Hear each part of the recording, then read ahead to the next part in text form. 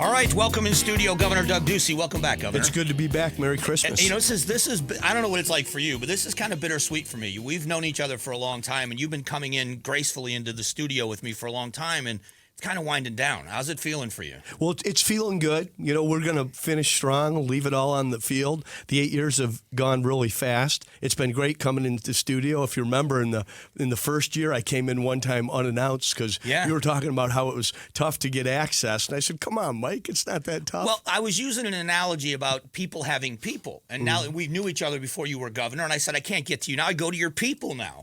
And you actually kicked the studio door down. And so what are you talking about? I'm right here. No, it's good to be in. It's good to look back on what we've been able to do. So I want to look back, but I want to let's just do some business first. Sure.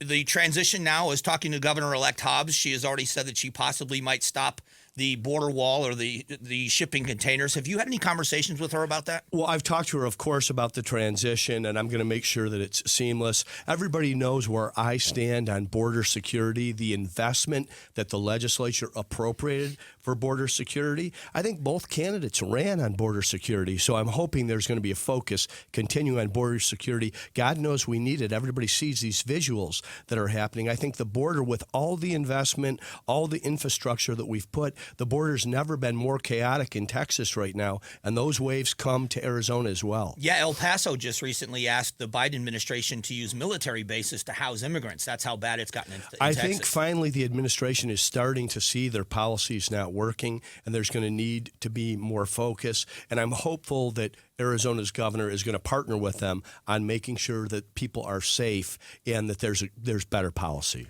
And another piece of business is the special session possibility. People said that you had promised a special session to get this education spending thing done. Can you tell us where that stands and where you're at on that? Listen, the special session was always a possibility if we have the votes. I'm not going to call a special session to not get anything done. So it's on leadership to tell us we have the votes. And what we're getting right now is a lot of yes, if, and yes, and what we want to hear is 31 and 16 yeses. That's how you get to a special session. So that's on the legislature. Well, we're hearing from, I think it was Udall that said that she believes that they have the votes. Well, then show us the votes.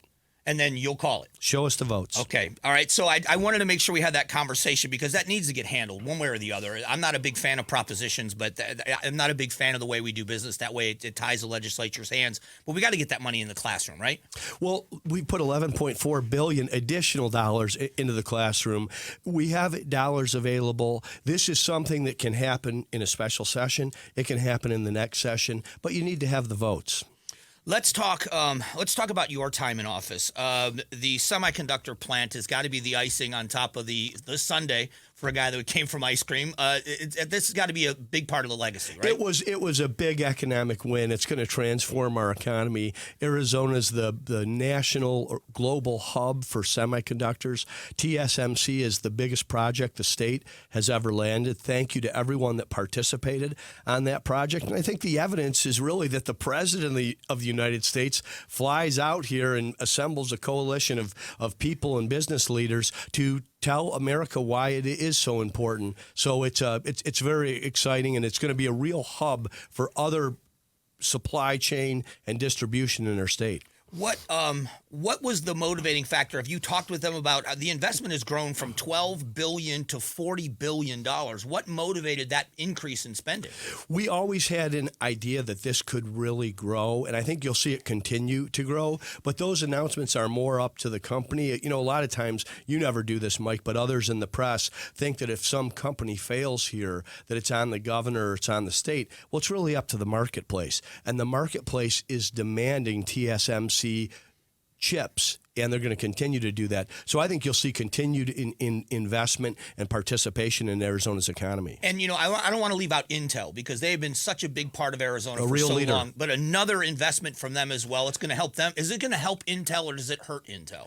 I think the competition is good. There's a need for all the semiconductors these folks can make. And I think people are starting to come to understand what semiconductors are. They power everything we do, from our phones to our cars to your kitchen appliances. And the reason the slowdown in the supply chain happened is because we didn't have semiconductors. These people are the best in the world at making them. Of course, Intel's been a leader for decades. We couldn't be more proud of their investment in Arizona. If you haven't seen their plant or TSMC, it's a good thing to just drive around, go way out to East Chandler, and then drive to North Phoenix, and you're going to see there's going to be a lot of opportunities for everyone in Arizona for decades to come. Yeah, it is an interesting business. The analogy I used, or the story I told, was I bought a jacuzzi during COVID for my house. Now, I'm not complaining. I don't want to complain. I mean, this was not a problem, but I bought a jacuzzi in October, and it didn't get delivered until March. And the reason why, they didn't have the components to build it. Just as something as simple as that. As simple as that, and it goes down the line. When you talk about the Internet of Things and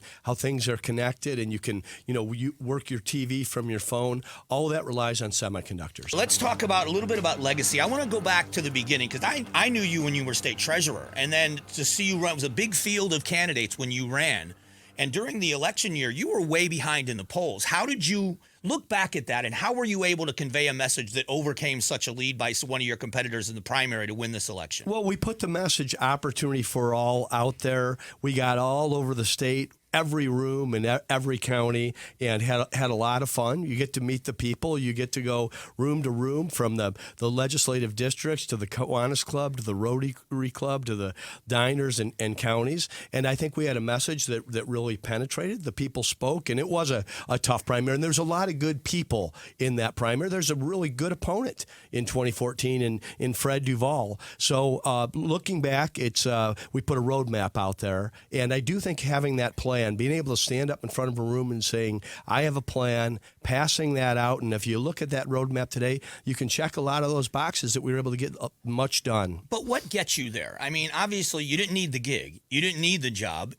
But what is it? What motivated you to say, I want to do this? Well, I thought Arizona was in challenging times, and I love this state. I came out from Toledo, Ohio. This is where I went to school. It's where I built my business, Cold Stone Creamery. It's where I raised my family. I just thought it was the greatest place in the country to live, and I didn't know why we weren't competing with places like California and New York and other large cities for economic development. I said I wanted to kickstart the economy, that I had grown a business, and now I wanted to shrink a government. And we've been able to make headway on all those fronts. Were you surprised by anything, the ugliness or anything that happens in politics? Did anything jump out at you that surprised you? I think you're pleasantly surprised by some people that you don't know that are overwhelmingly supportive and helpful. And you're also unpleasantly surprised with some people that you do know that may work against you. So that's politics. That's running for office. That's being in the arena.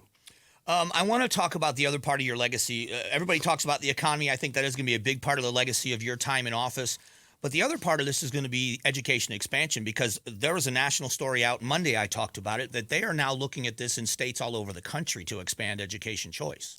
Arizona is the gold standard for educational freedom. We have universal ESAs, that's educational savings accounts. So you as a parent can take your taxpayer dollars and send your child to the school of your choice. I do think this is the domino that is going to begin to fall across the country. It's like when Roger Bannister broke the 4-minute mile. People thought it was impossible, but then they saw it was just a mental issue. And now thousands have done it. There's no reason every other state in the country shouldn't follow on this. Our great public schools are going to remain our great public schools, but our kids, they're trapped in failing schools. Like I said, 50 years ago, politicians stood in the schoolhouse door and wouldn't let minorities into schools. Today, those union-backed politicians stand in the schoolhouse door and won't let minorities out. Let's let these kids go to a great school. My kids have school choice. I think every kid should have school choice. When you look at this stuff, when it comes to education and some of the things that you've done, what do you think was the biggest? What do you think is going to be the biggest benefit with school choice? I think the biggest benefit is there's a healthy, dynamic competition. We already see this from charter schools. Our public charter schools are among the finest schools in the country, and our district schools have improved along with them. This is an additional innovation. So, when you're the principal or you're the superintendent, you want to get those kids in seats. And when parents have that option, when they're actually in charge, they want to go to the better school. They want to go to the place that better suits their child. Look at our schools for autism. People move from all over the country to have their child sitting next to someone in a like situation with a teacher that understands that situation, and there's a ton of parental support. You can go from that universe of children to kids that really are eager and curious to other kids that need special attention. So this is where school choice is going to benefit every family. Give me a letter grade on the summer camp program. Well, listen, we were overwhelmed by the participation in it. There was learning loss during COVID. I mean, looking at a screen is not good for any young person, and they probably are looking at screens too much. So Arizona did better than other states, but we did better in how we regressed. Because there, like I said, everybody had some learning loss. So summer camp, to have tens of thousands of kids going and participating in math and reading and American civics, and we already pre-funded it for next year. So we're going to get those kids caught up. We have to address what happened, and we have to make sure that they're prepared, whether they're going to go into the trades with career and technical education or on to community college or one of our fine public universities. Last question then. What do you want to be remembered for? Everything else, how do you want, when your name's brought up, how do you want to be remembered? That I did my best and I left the state better than I found it. I think it's going to be mission accomplished. Governor, I really appreciate the time always. I hope you'll come back when you're not governor and we can talk. You can really speak your mind. How's that sound? I'm looking forward to it, Mike. All right. That is Governor Doug Ducey in studio with us, probably for the final time as governor. And it's been a great ride. So I appreciate the time as always, and we look forward to what happens next. And we will, of course, be talking about all of this as we move forward with what's happening in Arizona. Arizona is not going to stop, and we thank the governor for his time in office.